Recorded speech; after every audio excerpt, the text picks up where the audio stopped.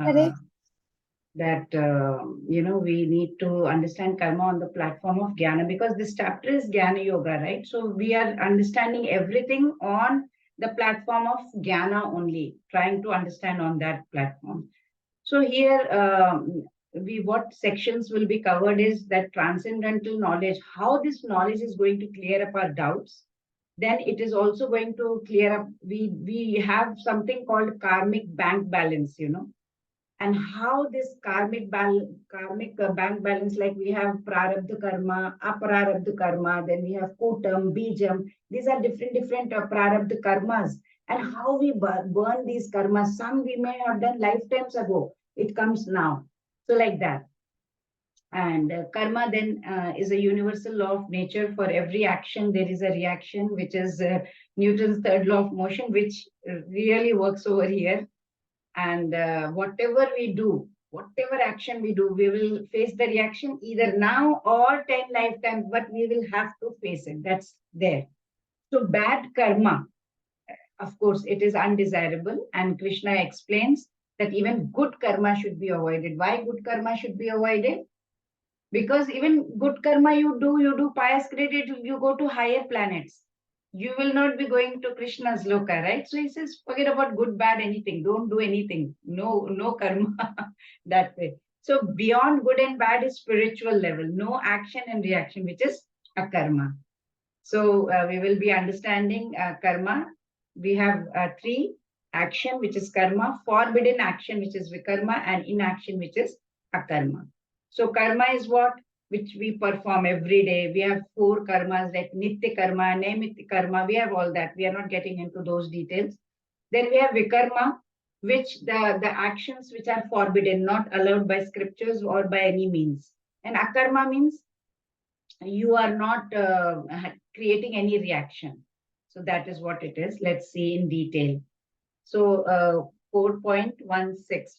Kim karma kimakarmeti kavyopyatra mohitaha tatte karma pravikshami yajñatva mokshase shubhat.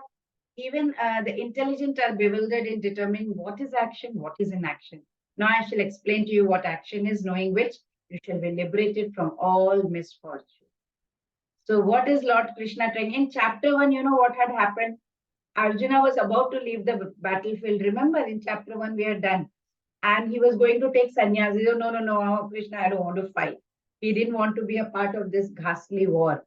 And but what did Lord Krishna say? He was making, he's making some very, very important points. In fact, what Lord is trying to say. He's whatever he's saying in this verse is very relevant even in our lives. If you see that way, because a Lord is talking to us. He's telling us he's going to take us to different concepts of karma that we will understand, and then we will understand. Oh my God, what kind of karma we are doing. So we will be very aware now from today onwards. So Lord is telling Arjuna, if someone does any karma, keeping that knowledge in mind, then it will be good. So whatever knowledge so far till 16th shloka, whatever Lord has given, Lord says if you use that knowledge, you will be free from all the reactions of the work, Arjuna, he says. So what is Lord saying over here? Kavayo Pyetra Mohita. Kavayo Pyetra Mohita means what? Even the intelligent people are also confused. Forget about us. We are just waste. We are common people.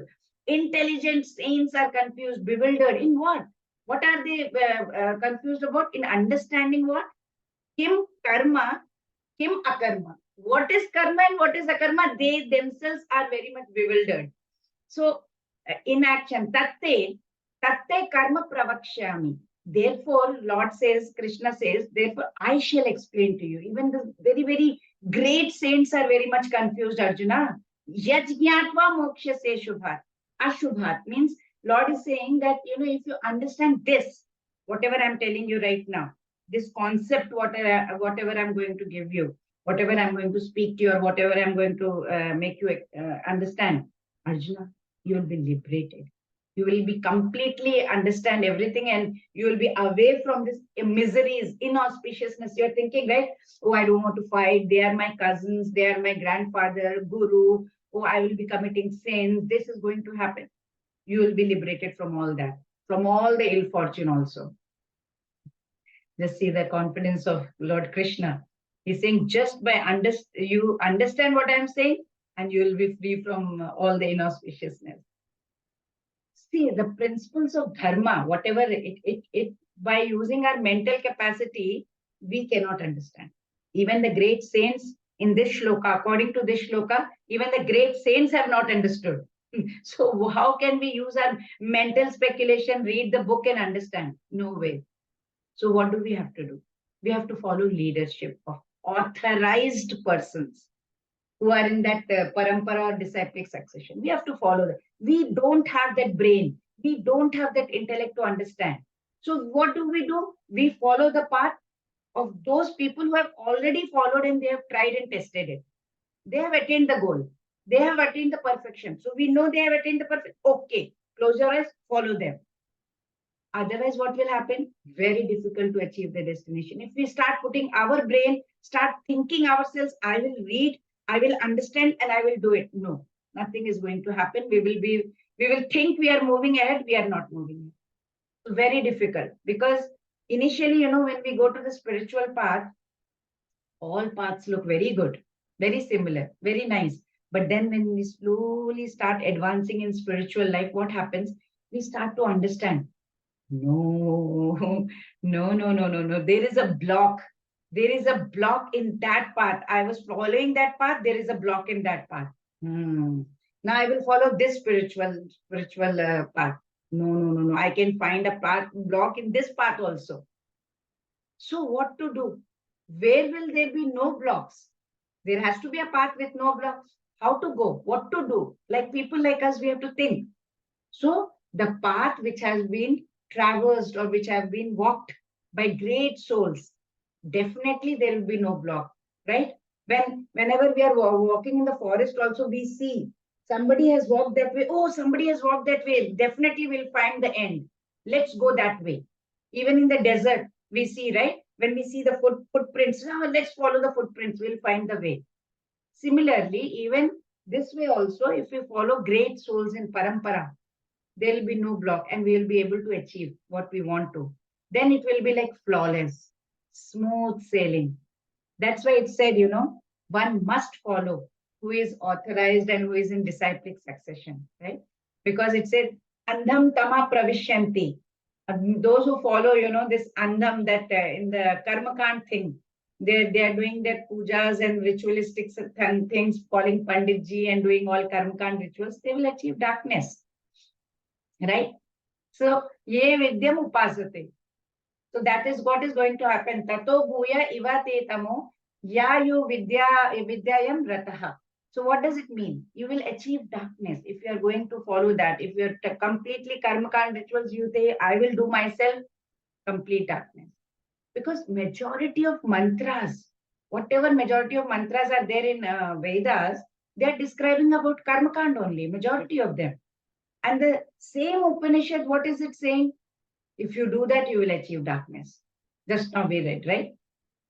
So it's written, it seems like Vidya, all we are doing karmakand, it seems it's Vidya, but actually it is avidya. Because rishis, munis, they have studied. They have tried and tested it. They have contemplated over it. They have done it also. They have seen the fruits of it also. Right? And they have understood. If we walk that path, no self-realization. So what did they do? Karmakanda part they walked and they saw.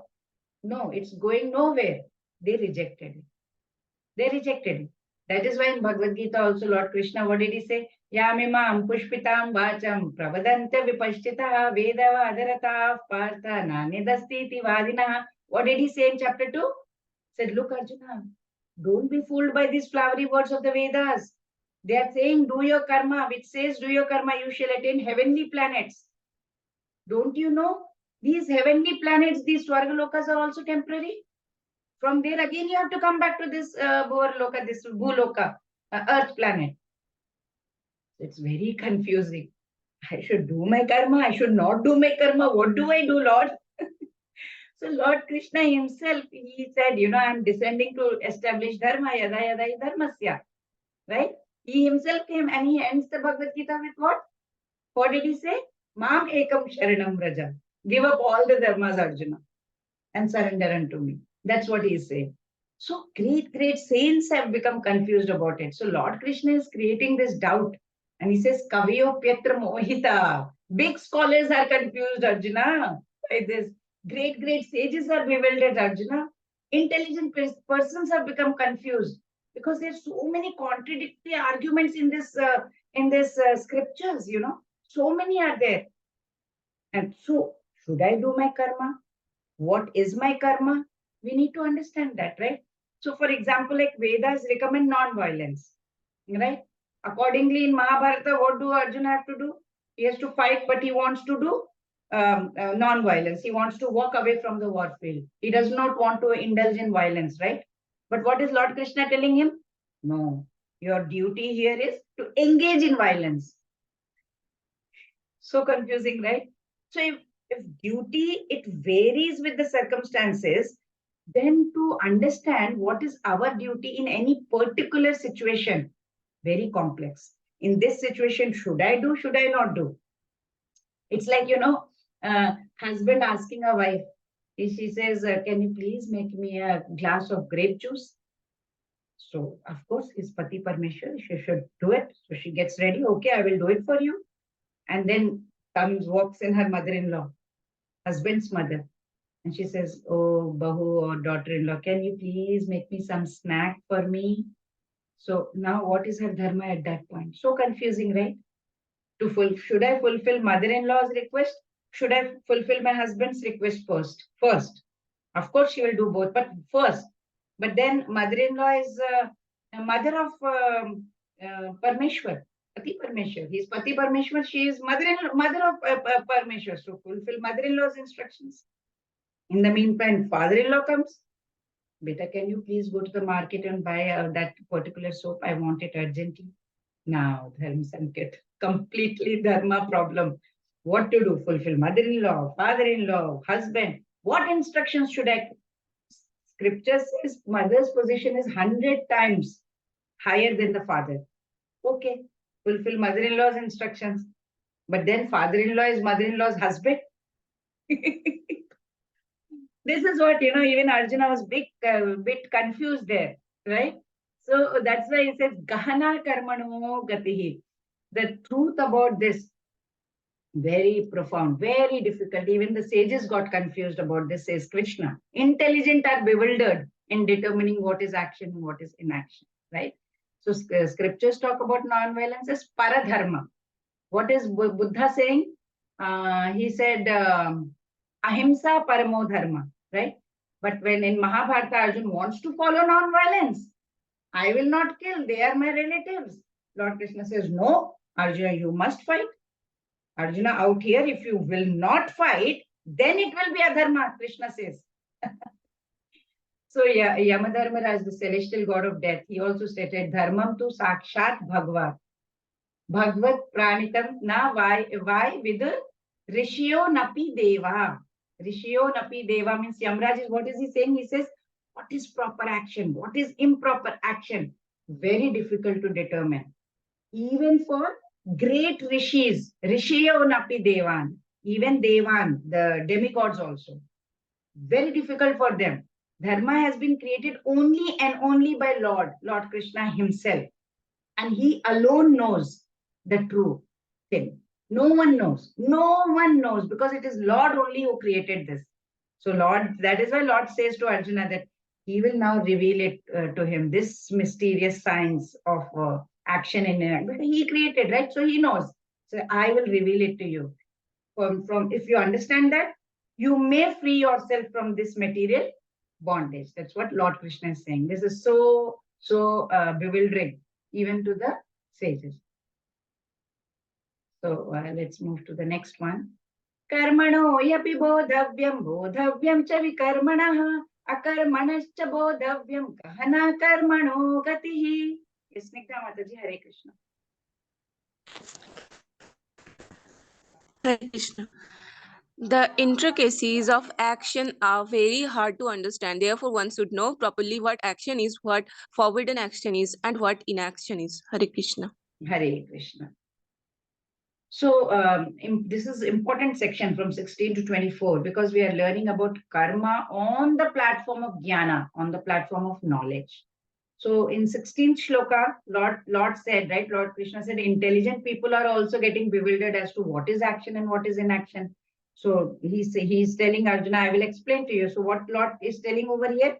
Gahana karmano gatihi. Arjuna, it is very, very, very difficult. Gahana to understand these intricacies of karma, action, of work, vikarma, akarma. So what is Lord telling is bodhavyam.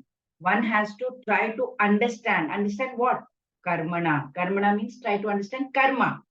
And also what? Cha means and. What else? Vikarmana. Try to understand what is vikarma, forbidden action. And also akarmana, in action. So Lord is telling you have to understand what is karma, what is action, what is vikarma, forbidden action, and what is akarma, in action. So Srila Prabhupada in his purport, he simply puts it very nicely. He says, if one is very serious, you want to attain that perfection in life, then what you need to understand, whatever activity you are doing daily basis also, under what category of karma is it coming? You analyze yourself. What this activity, what is it coming under karma? What comes under vikarma? What comes under akarma? We need to understand. So the person should know what kind of karma he is doing. You know. So karma or action, it is what is it? It's performing your duty. It is performing your action. Can be a big action, small action, doesn't matter. Karma means it's an auspicious action and it's recommended. It's recommended by scriptures, By why it is recommended by scripture? Because it will regulate our senses and it will purify it. Something is better than nothing, right? So if we do pious karma, we will go to at least heavenly planets, but we are doing pious karmas. But when it comes to vikarma, it is not recommended. It is forbidden action. It is either we are doing for our own benefit, or for we want to annoy somebody. That is why we are doing it. Vikarma means we are doing some action which is against the scriptures, right? Wrong action, we must say. Inauspicious, you can say. Wrong action, we can say. Prohibited by scriptures, we can say. It is very detrimental. What does it do? The soul degrades, comes down. It's like, do as your senses say. You are listening to your own senses. Whatever mind is telling, you are doing. Vikarmi people are like, I don't know why these people, they wake up so early in the morning. They're so crazy people. They say they have to get up at Brahma Muhurta and then they have to do chanting. Then they have to do Mangalarti, chanting. I don't want to follow all this. I will nicely wake up at 9 a.m. in the morning. I will have a bed tea. Then I will smoke a cigarette. I will go to the toilet with maybe with a newspaper in my hand. I will go through the newspaper and the magazine. So these people, they who say that there are no rules, no need to follow any rules or regulations, they come under Vikarma.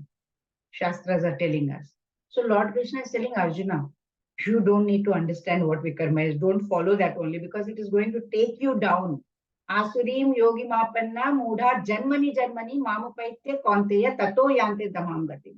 These people repeatedly will keep taking birth after in a demoniac life. They're going to gradually sink down. Akala, Patala, Sutala, God knows where they will go. As there used to be a queen, she used to live in a palace and nice opulence, great bedroom, nice bed sheets, nice. The maid had to come and make her bed, and she would put all rose petals, put silk bed sheets, and the maid would always look at that bed and think, "Oh, queen is so lucky, right? She is nicely sitting on it and sleeping on it, and I have to sleep down on the floor." She was thinking like that. And when she was making the bed, she looked at the clock. Oh, the queen will come after half an hour. Can I lie down to see how I feel? She laid down 2 minutes, 3 minutes. She went off to sleep only. And it was half an hour. Queen had come and she saw and she got very angry. How dare you sleep on my bed? He told the guards, come and whack her, whip her with 50 lashes. And as he was being lashed, after 25 lashes, the maid started laughing. She said, oh, queen, for 3 minutes, I thought I would sleep. 30 minutes, I slept on your bed, and I'm getting this kind of karma, punishment with karma. You have been sleeping on that bed, and how many sins you must have committed. What kind of punishment will you get? And she started laughing because, once death comes, there is no question of who is a queen and who is a maid. It's what sins you have committed. No one is spared, not even a small child is spared. If a child puts a finger in the fire, is he spared? If fire says, oh, he's an innocent child, let me not burn him. No, no one is spared. So Yamraji will say, you have done wrong. Sorry. You have to face the results. But if we say, oh, I'm sorry, oh, I didn't mean to do it, I was thinking I should have thought of it before, please, please, please. No. He said you should have thought of it before. So Vikarma results in misery. So Lord Krishna says, Arjuna, don't even think about it because it pulls us down to lower regions. And karma takes us from Rajoguna to Sattva to upper planets. Vikarma takes us to lower planets, and karma takes up to upper planets. But both are not serving the purpose, right? We are not going to get God realization, whether you do karma or you do vikarma. So third category is akarma, inaction. What is that? It is working with devotion. When you do all your bodily duties, you are doing all your duties, but there is no attachment. Eh? And the results you offer it to for the pleasure of the Lord. Then what will happen? Karma is being done. You are doing karma. But inner thought is what? It is for the pleasure of the Lord. Since there is no selfish motive, whatever karma you will be doing, if there is a selfish motive behind it, then you will have to face the consequences. Selfish motive will never, it will result in reaction only. So if there is no selfish motive behind it, then it is akarma. Akarma means without reaction to work. So those who are engaged in this process, they will be known to have no desire for their own sense gratification, no personal sense gratification, right? So, like in the first picture, you can see he is doing his karma, potter. Second picture, we can see he is parking the car where it is written strictly no parking area. That is vikarma. You are doing something which is forbidden against the law also. Even government says, right?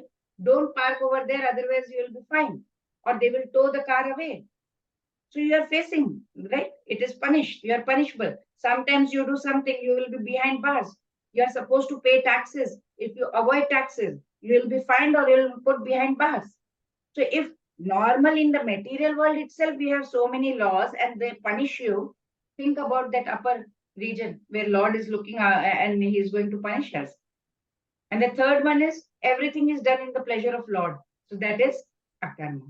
So again, akarma means what? Doing something which has which gives us no reaction, inaction. It is spiritual. So akarma. Akarma is action that are performed without attachment to the results. It is completely for the pleasure of the Lord. So they don't have any karmic reactions. Okay? So they will not, the soul will not get entangled into it. Like we can see Raja Ranti Devi did it in level 1. He was the closest devotee of Lord Vishnu. And he was a akarmi. Lord Shiva, Lord Brahma, they all came, they tested him. Once Lord Vishnu told them that he is my closest devotee, and Lord Shiva and Brahma were curious. Really? We want to test him. And they tested him and he passed. Right? And we also know that how much Narad Muni is such a biggest devotee of Lord Vishnu and an akarmi. He is always running and always trying to liberate the devotees. He's going and he's giving mantras, and he's Dhruva Maharaj he gave, Prahlad Maharaj. So many people he has, become guru to them.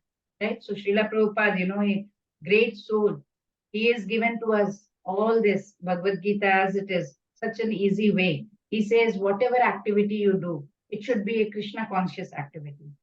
So, but the only thing is, you know what, you have to be very, very innovative. Innovative in the sense to understand whatever work we are doing. For example, right now we are using computer or this or that. How can it be used in Krishna's, for the pleasure of Krishna? For example, We have to start thinking very simple, like we are cooking. We can sing our favorite kirtans or listen to some acharyas, Vaishnava acharyas, and then offer the bhoga and eat the prasadam. Or even when we are cleaning, so our consciousness can be like, oh, I'm cleaning Krishna's house. We can have from inside, we can have that way. Nothing is permanent, nothing is mine, it is Krishna's. So I'm cleaning Krishna's hair. Automatically, what happens, that activity which is supposed to be just an activity, just a karma, it turns spiritual. Because now I'm cleaning Krishna's house. It's Krishna's. So naturally, I'm going to put in 100% effort because I'm going to do it with full sincerity. I'm cleaning Krishna's house. So it's Krishna's temple, this house. So I will be cleaning it with full sincerity. So whatever we may do, so we may have to see how we can transfer from today. Like we have to, every karma, we have to start checking upon it. It's not easy. We have to try and transform it for that activity for the pleasure of Krishna. So Krishna is continuing in this karma thing on the platform of Jnana and this theme, and he's going to talk about. So first, let's see what is action, forbidden action and inaction once, and then we will see, right? This is karma, vikarma and akarma, and we will see. Vikarmis, what do?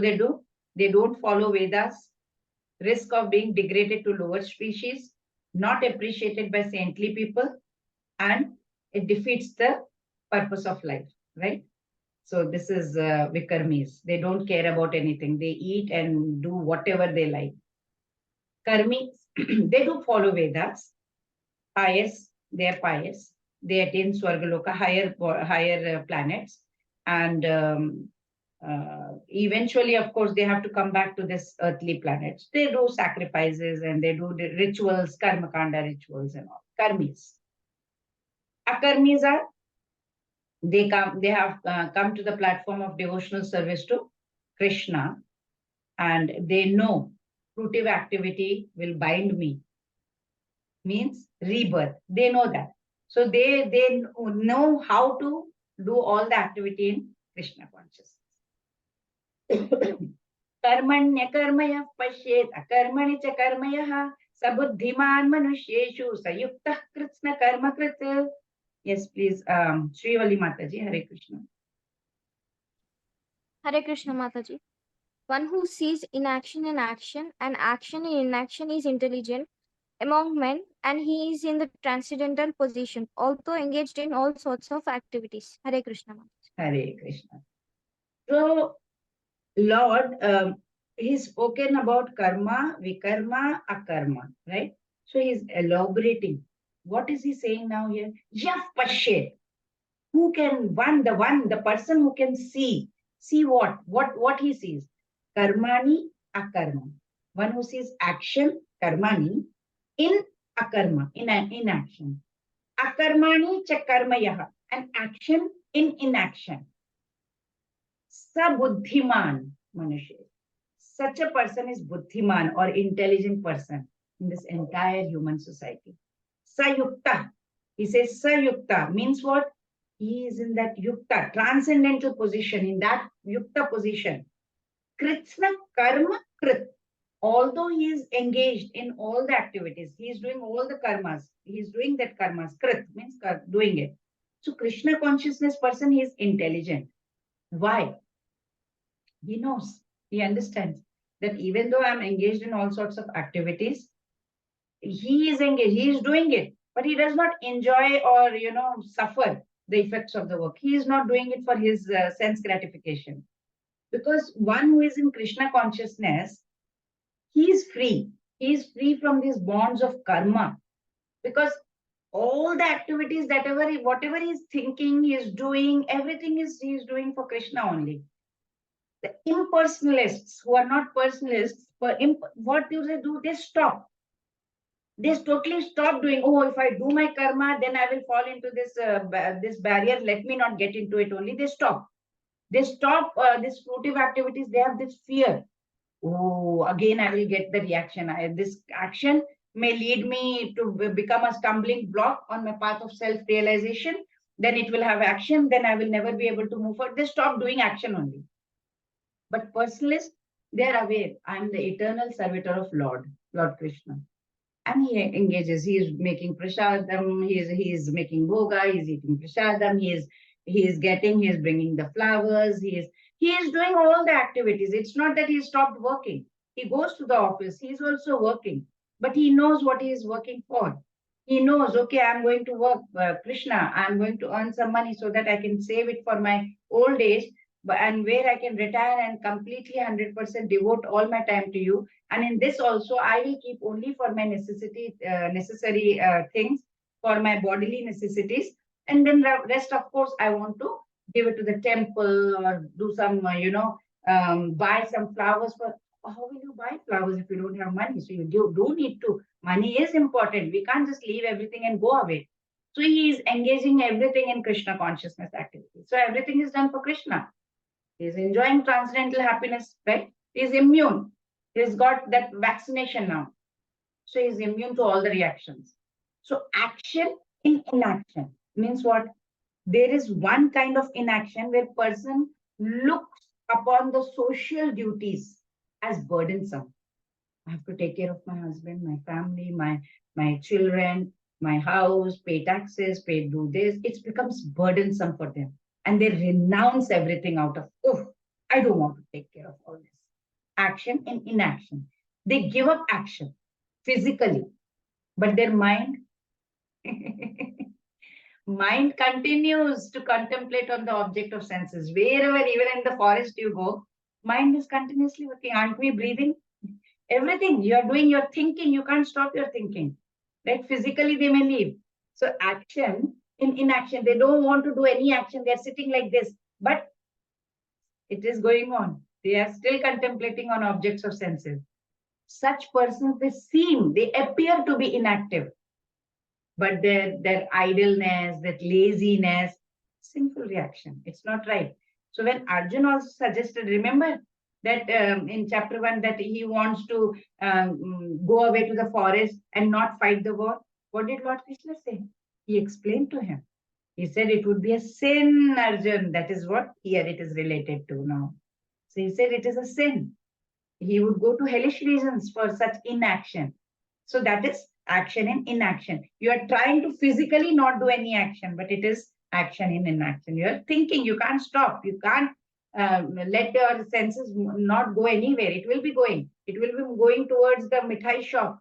The ears will be listening to something. You can't stop. So they are physically trying to, actually, you can say they're lazy. They're trying to just shove off their burden. So there is another kind of inaction performed by karma yogis. What do? They are doing their social duties without attachment to the results. And what do the results? They dedicate it to God.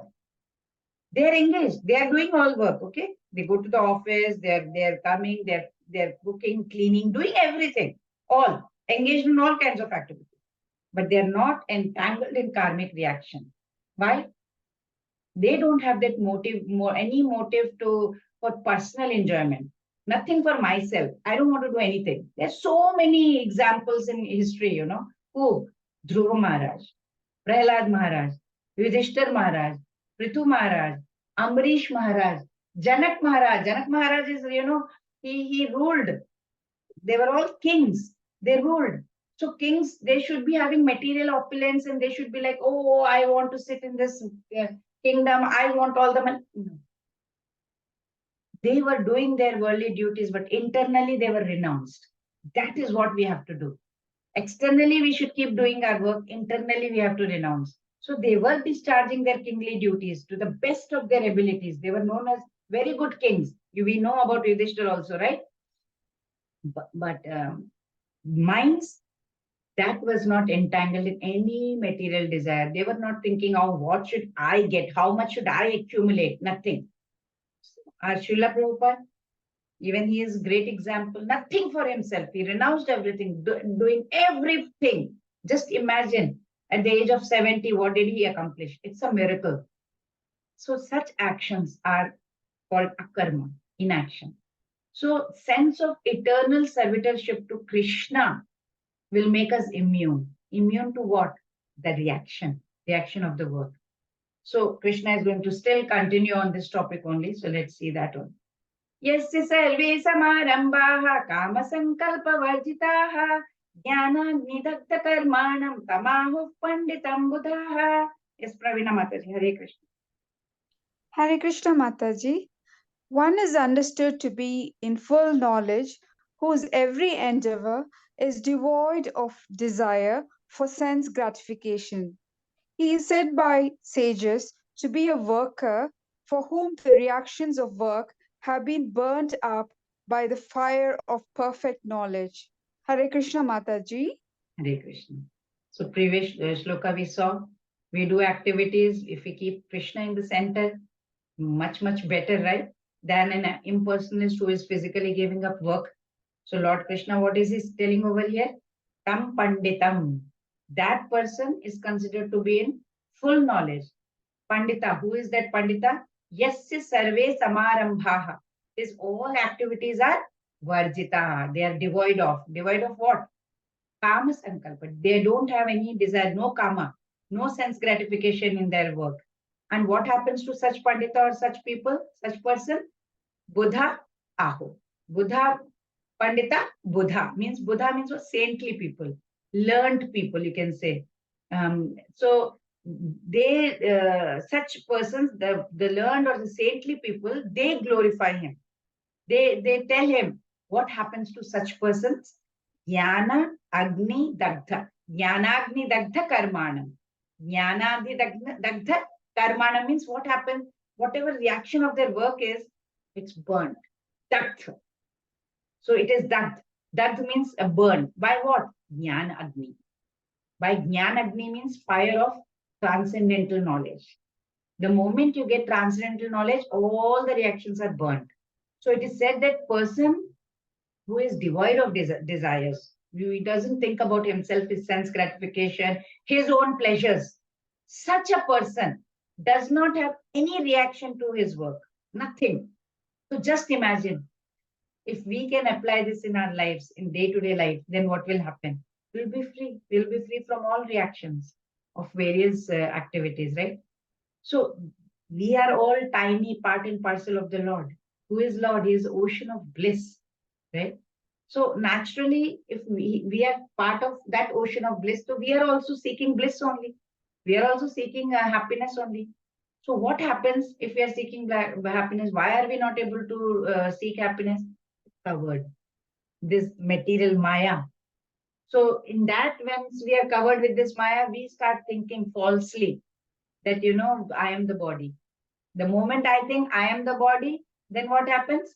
We start thinking about this bodily comforts only.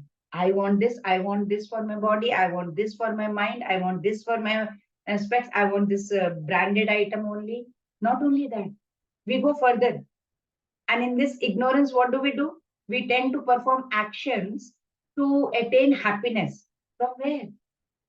Where are we trying to get the happiness from? This world. And this world is made up of matter. We are made up of matter. World is matter. So how are these actions motivated then? What happens? These actions are motivated by desire, senses, the sensual desires, mental enjoyment. I want to go to a party. I want to go to clubs. I want to dance the whole night. I want to watch some gossip news or maybe TV serial or whatever. What happens? It's naturally what is actually, without we knowing what is happening, our soul is getting bound in this karmic reactions. So, but in case we get this transcendental knowledge, Lord Krishna says, and we understand it also completely, what will happen? Soul will be illumined with what? With knowledge. And then we will realize, oh, we are part and parcel of the Lord. We are supposed to be there. That is bliss. This is not bliss. And then we will understand that we have to be doing devotional service to Lord. Then we, the soul, will start to perform every action for the pleasure of God. Like, we have that yat karoshi yadashnasi yat juhoshi dadasi yat tapasyasi kaunteya yat kurushvamadarpa. Yat karoshi, whatever we do, yadashnasi, whatever we are eating, yat juhoshi, whatever we are doing the sacrifice, dadasi, it's for you. Yet tapasyasika, whatever austerities we are doing, contact Arjuna, tat kurushvama darpana. It is everything is offered to Krishna. Right? We have learned in chapter 9 also this one. So once we get that knowledge, we will renounce all this selfishness, everything, and we will do everything for the pleasure of Lord. And then, of course, then there will be no karmic reactions. So what happens to those reactions? Something must have to happen. We said no reaction, no reaction. What happens if we are doing devotional service? We are doing karma and there are reactions, and we are doing devotional service. What happens? They are burnt. They are said to be burnt in the fire of divine knowledge. So what is the takeaway? We have to continue to do our work. Don't leave our work and become a sannyasi. We have to dovetail it to Krishna. There is no question of stopping our work, right? So Lord talks more about a sadhaka now. Let's see. Tyaktva karmaphala sangam nityatrupto nirashrayah karmanyabhipravrittopi naiva kinchit karoti saha. Yes, Shreyas Prabhuji, Hare Krishna. Hare Krishna Mataji. Abandoning all attachment to the result of his activities, ever satisfied and independent, he performs no fruitive action, although engaged in all kinds of undertakings. Hare Krishna. So Lord explained about karma, vikarma, karma. Then we understood that person who does all activities but dovetails it to Krishna, he is free from all the reactions of work. Now this verse, what is it talking about? Sadhaka. How a sadhaka should behave. What should his activity be? What should he be doing? Krishna is saying, Tektva karma phala asangam means he has to give up. Give up what? What should I give up? Attachment. Right? Attachment to what? Results of the activities. So that person is how? What kind of person is he? Nitya tripta. He is satisfied, completely satisfied. He is nirashraya. He does not ashraya, he does not depend on anyone. Right? Never kinchit karoti saha. Means what? He does not do anything. He does not do. In spite, even though karmanya bhipravrittopi, he is doing karma. He is fully engaged in karma. He is doing his activity, but he is not. So what happens? What does it? We understand this verses for us. How and from whom should we work? For how? How should we work? Basically, if we are servant of Krishna, entire existence is to serve Krishna. Our whole life is supposed to be serving Krishna. Then tell me, what reaction can even any person, if he is doing everything for Krishna, what reaction can touch him? What reaction? None. Nothing can touch him whatsoever. There is no question of bondage. Usually, you may see or you may have seen or experienced when one is in love with a person. Okay. So when one is in love, what happens? What goes in the mind? How can I please the other person? And we try to do what they like. We try to give them gifts of their choice. We try to make food of their choice, right? Many of us might have experienced that. So there is no question of what should I do for myself. We are always thinking how to make the other person happy. Now, same thing happens with a devotee, sadhaka, a devotee who is in love with Krishna, understanding how much Krishna has done for me, how much he loves me. Understanding that, what does he do? He starts loving Krishna. He doesn't think of himself. He doesn't think of his own sense gratification or anything. Because that love, when it manifests to Lord Krishna, that person is nitya satisfied. Right? So this freedom from bondage of action is, when is it possible? Well, it's possible only when we are in Krishna consciousness, when we are doing everything for Krishna. So when we see a Krishna consciousness person, then we act out of pure love for Supreme Personality of Godhead. So naturally, when we see that, we have no attraction. What is going to be the result of? Because we are not doing anything for ourselves. When suppose you are going on the road and you see a blind person who has to cross the road, you just go hold the hand and make him cross the road. Do you have any selfish motive? Nothing. You are just trying to help a person, that's it. And then you forget about it, that's gone. Neki kar darya mein dal. You don't even think about it. So you don't have that attraction. What will be the result of that action? I held him, I made him cross the road. So what will be the result? You're not thinking. It came to your mind, just help, go, finish. So similarly, when we are doing, we don't bother about the results of that. We're not even attached to our personal maintenance, whether it's, you can say, makeup or bodily clothes or fancy clothes. Nothing matters so much. Why? For everything is left for Krishna, right? It's everything Krishna. Everything is left to Krishna. We're not anxious to even secure things. Oh, I want to get this property, that property. Nor do we want to protect anything. Whatever is there, why worry? Lord Krishna says, why worry when I am here? That's what Lord says, like Sarva Loka Maheshwaram. He is the maintainer. He knows what is best for us. We don't have that faith, actually, that's the problem. How a small baby has so much faith in the mother that mother is not going to drop him. That's how that we need to. Devotee is also similar. He's like a baby. He knows Krishna will not drop him. Krishna is going to hold him. He's not worried at all. He says, my job is of a servitor. I will serve him. Let him maintain me. It is such a nice mood. It's a very innocent mood, we can say. This mood can be compared to an innocent child. He's not worried. That small child is playing. He's not worried what is in the kitchen. Oh, veggies are there or not? Do we have enough milk for tomorrow? What will my mother cook tomorrow? Child is not thinking like that, right? And he's busy playing. He does not even look at the time, what the time is. It's the mother who looks at the time and say, hey, come, have lunch. And then what does he do? He comes nicely, happily, he will eat the lunch and again go back to play.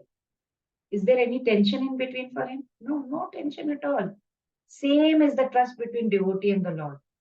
As the child has the trust in his mother, that she will not let him starve.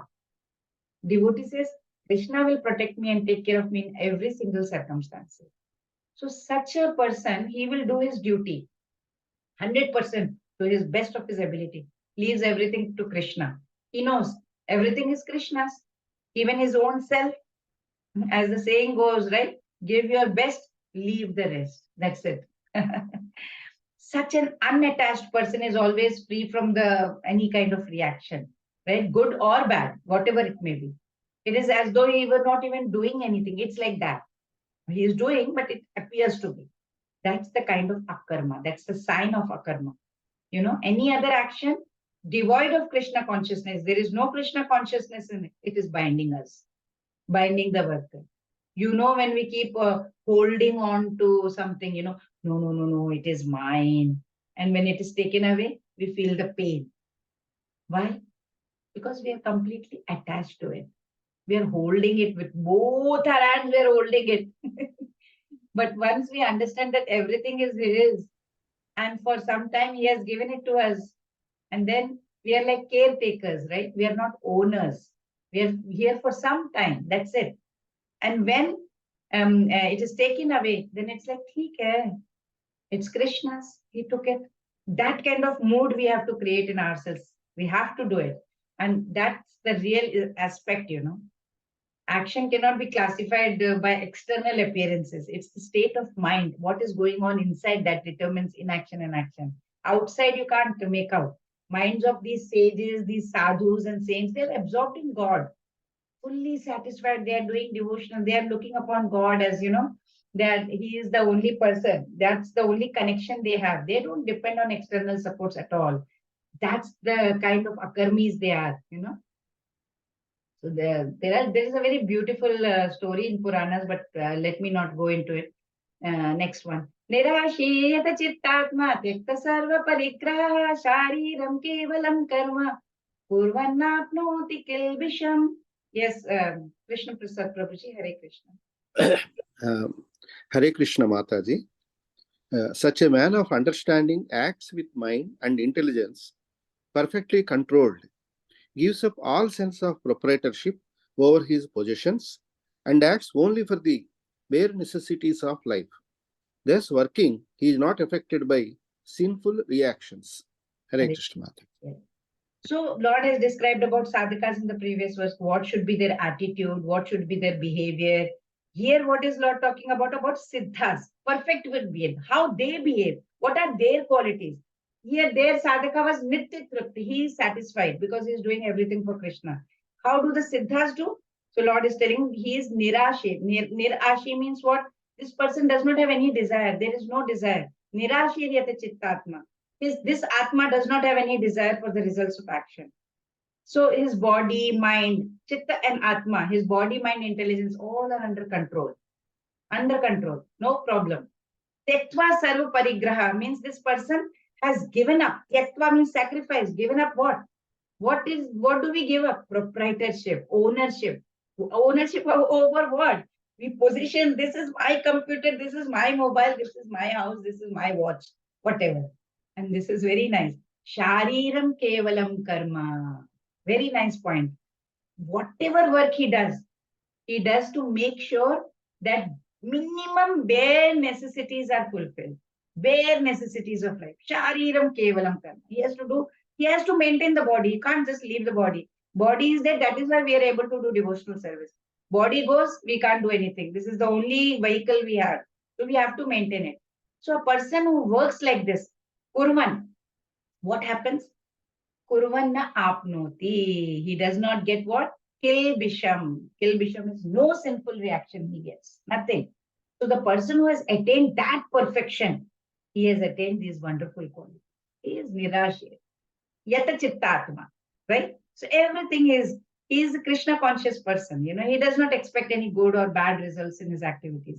His mind, his chittatma, everything, mind, intelligence, everything is fully controlled, right? And when it comes to mind and intelligence, they are culprits actually. Their mind, contaminated mind, the contaminated intelligence, it drags us to lower consciousness. Why did she do like this to me? I will do like that.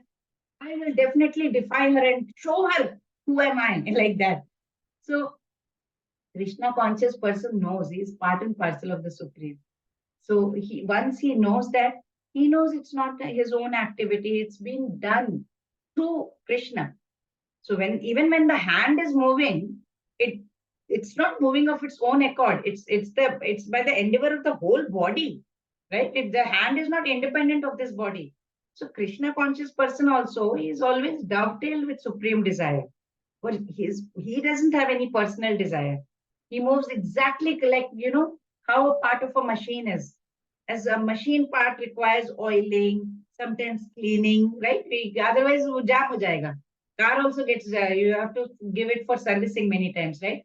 So Krishna conscious person also has to do some oiling and servicing, right? To maintain his body, to remain fit, to do action, to do service, to do devotional service.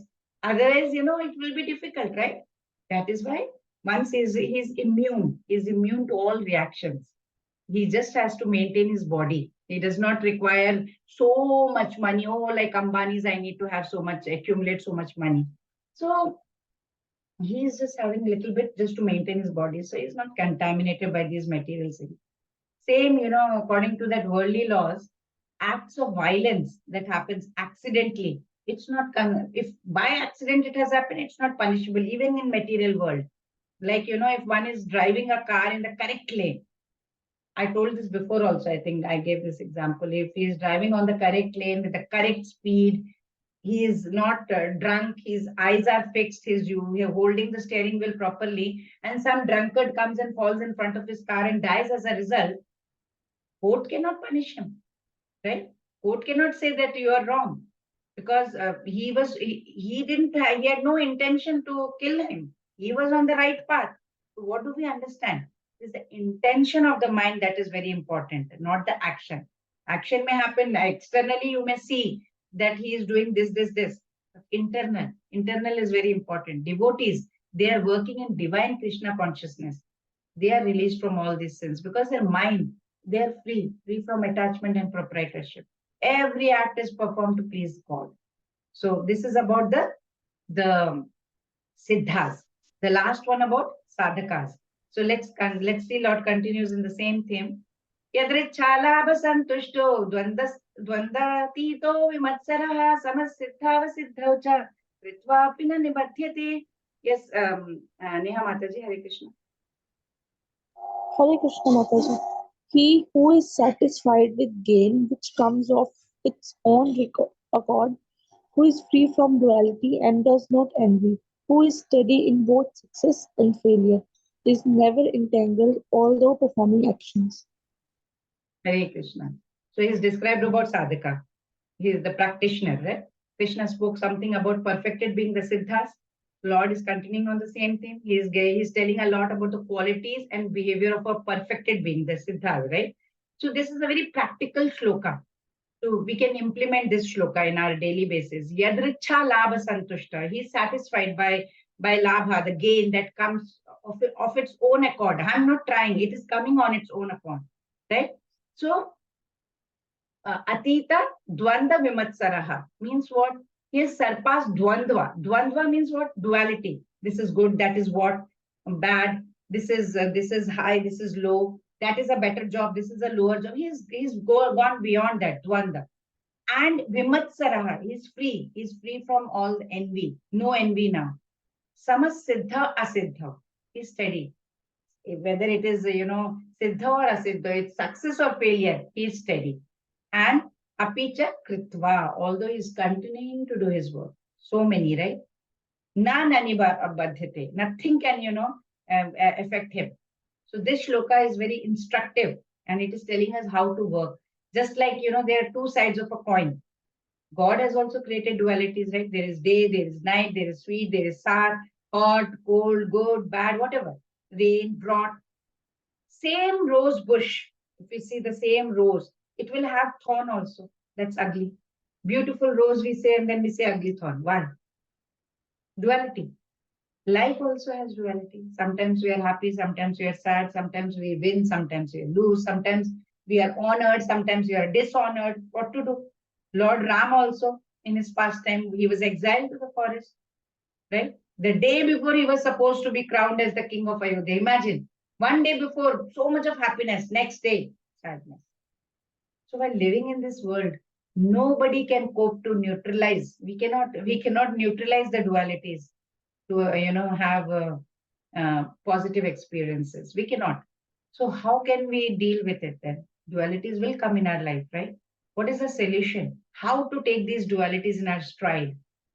Then we have to learn to rise above them like these perfected beings. We have to be equipoised in all situations. It will happen. You cannot say just because you're a Krishna devotee, nothing will happen to you. No, no, no. Because we have prarabdha karma, aprarabdha karma, then we have kutam, we have bijam, there are so many things. It will happen. You can't say, okay, I'm Krishna devotee, so nothing. It will happen, but we have to remain equipoised. So this happens when we develop detachment to the fruits of that. I'm doing my duty in life. Whatever happens, happens. So Krishna conscious person, he will not allow any duality of this material world like heat, cold, misery. Nothing will obstruct him towards the service of Lord. Whether it is winter, summer, whatever may happen, he will just do it. That's it. Whatever little prasad, no prasad is there, nothing available, offer nuts, something. He is not bothered. He will not beg or borrow. He is satisfied with whatever he is having, right? This is called do your best and leave the rest. So naturally, he is not dependent on anyone for his livelihood. He is not affected by anyone's intrusion. He is doing his devotional service. Srila Prabhupada says Krishna conscious person does not make any much endeavor even to maintain his body. So one thing is very clear to us now that when we work, but we don't have any control on the result. No result. We can't control that, right? But still there is a lot of expectation. So that there is so much of endeavor that person puts in. I want this, I want that. What is under our control? What is what we need to understand? What is under our control? Just work. 100% effort. That's it. Nothing more. Nothing is in our control. Most of the time, the tension is about what is the stress about? Just what is going to happen now? Because that we don't know. That is completely out of control. So when we become a Krishna conscious devotee and we perform for the pleasure of the Lord, we see both positive, negative, everything is happening. It must be the will of God. Joyfully accept both. Even the bad thing accept. Become steady in success and failure. Become successful, oh, I will party. You have failed, oh, what happened to me? Nothing like that. So these signs are visible to on this when these siddhas are there, when they have received transcendental knowledge. So you'll get this kind of clarity when we keep doing sadhana and our devotional service every single day. So let's see what Krishna is going to talk about. Few more concepts about. This time he's going to talk about yajna. Actually, he's going to start, I think, yajna. Gata sangasya muktasya jnana avastita chetasaha yajnaya charata karma samagram praviliyate. Yes, Swapnil Prabhuji, Hare Krishna. Hare Krishna Mataji. The work of a man who is unattached to the modes of material nature and who is fully situated in transcendental knowledge merges entirely into transcendence. Hare Yes. Krishna Mataji. Hare Krishna. So he's spoken about sadhaka, he spoke about siddha, he's talking about yajna. So Lord Krishna is talking about the work of a person who is unattached. Gata sangasya muktasya. This person is gata sangasya. He's unattached. He's mukta. He's liberated. To what? To these modes of material maya. Jnana avastita chetasa. His chetana, his chetana, his wisdom, completely in spiritual knowledge. So yajnaya acharata karma. Who is he doing? Who is he acting? Who is he doing work for? He is working for yajna. And who is that yajna purusha? Krishna, Lord Vishnu. Samagram praviliyate. So when he is working, lot of reactions will come. When we work, lot of reactions can come. But then all these reactions that come in total, it will merge into transcendence. So in this verse, Lord Krishna is actually kind of, you can say, summarizing the conclusion of these previous 5 verses that Lord has been saying. Here, doing yajna does not always mean that yajna kunda, we are bringing yajna kunda, we are putting some idea, oh, saw, no, nothing like that. That is one form of yajna, yes, that is there. But here, when Lord Krishna is talking about, here he's saying that any activity that we do on daily basis, if we do that activity for the pleasure of Krishna, that activity is also called yajna. So we have to understand that, because in coming shlokas, many yajna Lord will be talking about. So we need to understand that. See, we are very nicely controlled by these 3 modes of material nature, right? Like Lord Krishna told in chapter 3 also, Prakriti Kriya Pramanani Gunai Karmani Sarvashaha. So all the activities that we are performing are very well controlled by these Sattva Guna, Rajoguna, Tamoguna, right? So, and we will see that because of that, our mood and behavior also keeps fluctuating because of that. That's why we keep asking, really? Couple of minutes ago you were fine. Suddenly what happened to you? Sometimes, people say you have completely changed. It's because of these 3 modes of material. If someone wants to be steady in one's attitude or behavior or remain in bliss, what to do? He needs to go beyond the 3 modes of material nature. And he has to surpass the modes, right? Then he will become steady. But very few are able to surpass this. In Chaitanya Charitamrita also is mentioned, right? Brahmananda Brahmite, what was that? Kona Bhagya Vana Jiva Guru Krishna Prasade Paya Bhakti Lata Bija. Paya Bhakti Lata Bija is what? By causeless mercy of Guru only and Krishna, the practitioner, the devotee, he can receive the seed of bhakti. Who will receive it? Anyone? How? By the combined mercy of Guru and Krishna. And when that is sown in our hearts, then that bhakti lata will start sprouting up. And then we are ahankara vimudhatma kartahamiti manyate. We think we are the doers. So we must dedicate all our actions to God, right? Because we are the servitors of God. Chaitanya Mahaprabhu, what did he say? He always said, Jivira Swarupa Hoy Krishnera Nityadas. We are always, our nature is to be the servant of God. So if we understand that knowledge, perform all our actions and offer it to God, everything will be released from all the sinful reactions. We have to understand our constitutional relationship with Krishna and then keep our mind undeviated. Problem is mind gets deviated. So whatever we do, we must do for Krishna, and that we understand only till the class lasts. After that, we are gone. Ultimately, if we can follow it, we can enjoy our time with Krishna and Goloka Vrindavan, So what is the kind of vision that souls develop? Lord Krishna explains more about it. I'll just do one more and then I can maybe stop. Brahmarpanam Brahma Havihi Brahmagno Brahmanahutam Brahmaiva Tena Gantavyam Brahma Karma Samadhina. Yes, Shreyas Prabhuji, would you like to read? Hare Krishna Mataji. A person who is fully absorbed in Krishna consciousness is sure to attain the spiritual kingdom because of his full contribution to spiritual activities, in which the consummation is absolute, and that which is offered is of the same spiritual nature. Yeah. Hare Krishna. Hare Krishna. So here in previous shloka spoke about yajna. In this shloka, Lord Krishna is saying what type of yajna basically, Brahma Karma Samadhina. That person who is completely absorbed in Krishna, Brahma Karma Samadhina, Brahma eva tena gantavyam. What is his destination?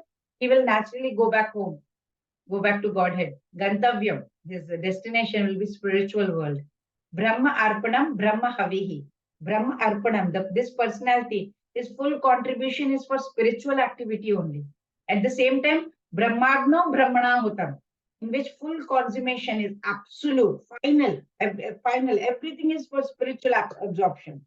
So final, if we see the purport of Srila Prabhupada, final paragraph of his purport, it's explained very nicely that Brahman is spiritual, Arpanam, the ladder. We do yajna, right? This is a physical thing, Lord Srila Prabhupada explaining, with which we do ladle, we'll put ghee into it, that ladle. That is Arpanam. And then that is also spiritual. Brahma Havi, the ghee is also spiritual. Whatever we are doing, using during Havan, everything is spiritual because we just don't use used items we never put. We will buy a new dabba of ghee, we'll buy a new ladle, Panditji will be giving a new big list, everything bought from the market. So everything is spiritual, everything is new. Brahmagno, the fire into which the ahuti is done, it's spiritual in nature. Brahmana Hutam, it means the Brahman, the one who is doing, is a spirit soul. So spirit soul is also spiritual in nature, yes? So everything is spiritual by nature. That's what Srila Prabhupada explains. So when everything or all Brahma karma, spiritual activity is done in samadhina or samabhava, or complete dedication, then what happens is that absorption towards the Lord that is there, then ultimately what will happen? Final result, final destination. Brahmaiva tena gantavyam. His gantavyam will be Brahman or spiritual kingdom. So Srila Prabhupada very nicely puts it very simply for us to understand that we are conditioned souls. We are stuck in this material world. We are doing all the material activities. So in case we want to advance towards the spiritual path, or we just want to get rid of this material bondage, what should we do? Let's put it very simply. What do? Transform the activities to Krishna conscious activities. Very simply, Srila Prabhupada gave a very nice analogy also. He says when someone eats a lot of milk, drinks a lot of milk products, or eats a lot of milk product, he will have stomach problems, stomach issues. And if he has to get rid of his stomach problems, then another milk product, that is curd, has to be taken, because according to science, we can see that curd has good bacteria. Problems get solved. When you have diarrhea and all, or something happens like that, some people recommend to eat curd. Same way, person already doing material activities, so what is he supposed to do? He needs to do another sort of activity called spiritual or Krishna conscious activity. Why? To get rid of this called bhava rog. Bhava rog means what? Disease of sense gratification. This is a disease. I want this, I want this, I want this. I should be recognized. I should be the best. I am the one who needs to get all the property. I am the one who should be most beautiful, most rich, most everything. That bhava disease is there in us. So this cycle of birth and death, by which we are taking so many different bodies again and again, it's also called bhava roga. So if we do Krishna conscious activities, then this is also called yajna. So we do our activity, we keep Krishna in the center, that's all. So Lord is what? Satchit Ananda Vigraha. He is Chit Ghana. Chit Ghana means what? Brahman effulgence. That is spiritual, called, spiritually, Brahma Jyoti also we call it, Chit Ghana. So let's move on. Lord will talk about different kinds of sacrifices. So we'll just see an example. working on one's own account and working on God's account. Cashier receives so much money, right? But the moment he will steal one penny, he will be arrested.